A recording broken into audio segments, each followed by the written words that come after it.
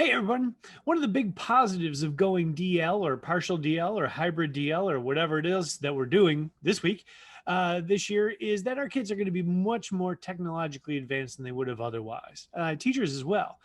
Towards this end, there's lots of free training tips and tricks that you can do that are out there, provided to us by our providers like Apple and Google. And so, what I wanted to do in this particular tech tips is to share with you some training videos that are available out there for us. They're free, they're quick, they're easy, and they're a lot of fun to do. They also can give you a ton of great ideas for your classrooms to get your kids active and producing and creating in the class. So, hey, let's take a look at Apple to start, then we'll go to Google second.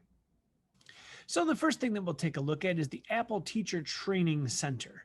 The Apple Teacher Training Center is where you can get your Apple Teacher certificate, but what's probably more important at the Apple Teacher Learning Center is all the options that are available for you. So if you want to learn some skills on an iPad, and I know that that's a challenge for teachers, K-8 who use their Macs most primarily, but sometimes we want to get an idea of what the iPads look like for the kids. So you could learn how their home screen works, Control Center, Safari, voice memos, etc. All right there, real quick and easy for you.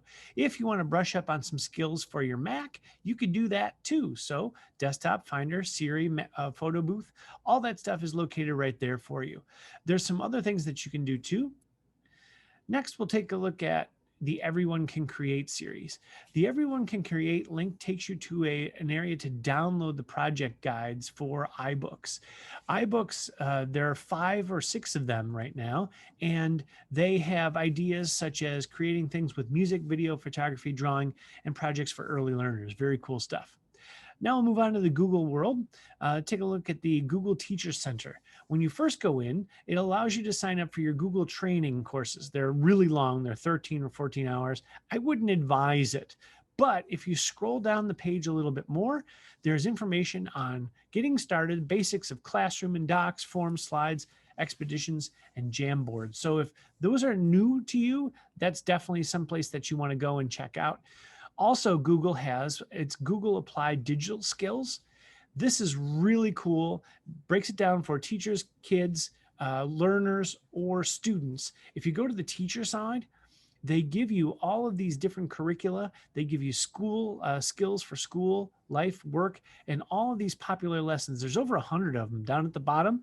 You can explore all 100 here, but anything from making art with Google Sheets to organizing in Drive to creating stories with Google Slides. So 100 different lesson ideas using Google products that the kids already have on Chromebooks and on their iPads. Finally, let's take a look at the Google Teaching Resources page.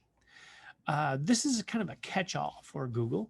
And if you drop down, you can see coding and digital literacy, creativity tools, STEM, language arts, culture. All that stuff is located right here. It's also linked right here as well. You can click by learner level, beginner, intermediate, advanced, young learners are higher level, and it will allow you to kind of siphon through and pick activities for your kids.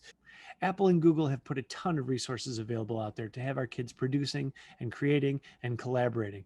We're going to work on our digital skills this year. We're going to work on our collaboration skills, and we're going to be better for it. Thanks.